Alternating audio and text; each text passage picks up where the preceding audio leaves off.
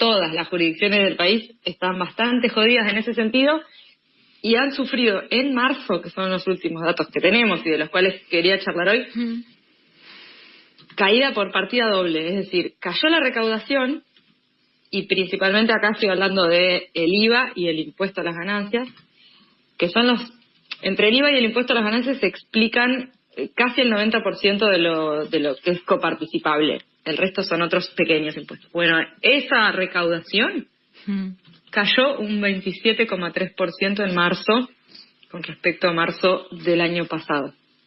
Es muchísimo, no se registran caídas de esta magnitud en los últimos años.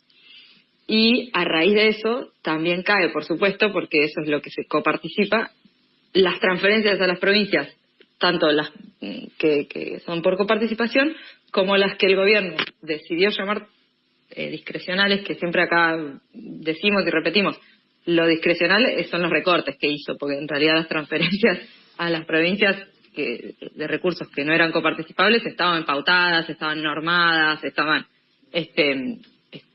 establecidas con las distintas provincias. Bueno, esas también cayeron en el orden de un 25,5%. Una cosa explica un poco la otra, obviamente. Lo paradójico es que este gobierno, que siempre se jactó, desde la campaña misma, de odiar los impuestos, algo que les da, pero que se quieren cortar un brazo, bueno, hay impuestos que sí subieron y son, o casualidad, aquellos que no se coparticipan, como el impuesto país, por ejemplo.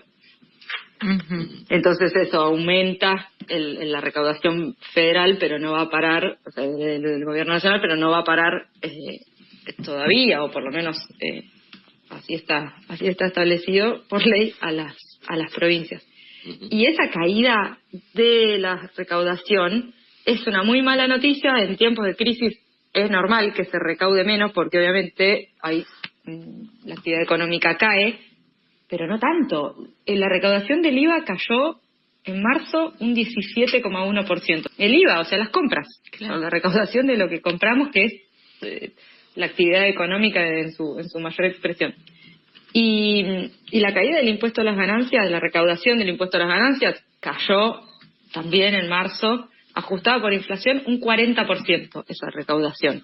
Es muchísimo. Una de las muestras, así en números más palpables, de la recesión, de la caída de la actividad económica, no vamos a ver en abril, ni pagar en abril, el aumento del gas. Lo vamos a pagar recién en mayo. Ahí hay algo del orden también de la especulación con los números, en esto de mostrar una tendencia a la baja de la inflación, porque el impacto de los aumentos de la tarifa de gas llegaría a modificar el número de la inflación, lo levanta un 4%. Y bueno, eso recién lo vamos a ver en los datos de la inflación de junio.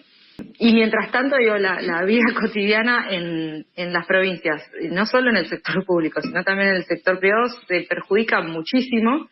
Y ahí hay algo que no, me parece que tendría que estar un poco más también en nuestras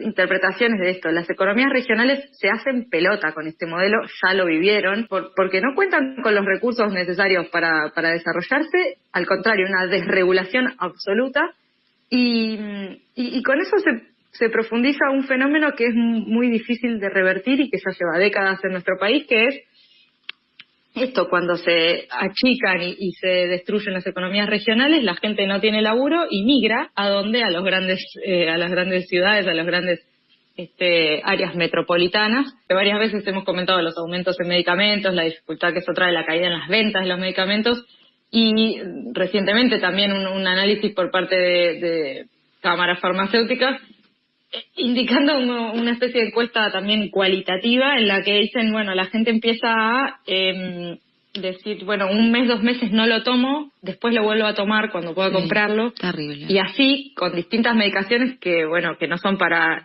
interrumpir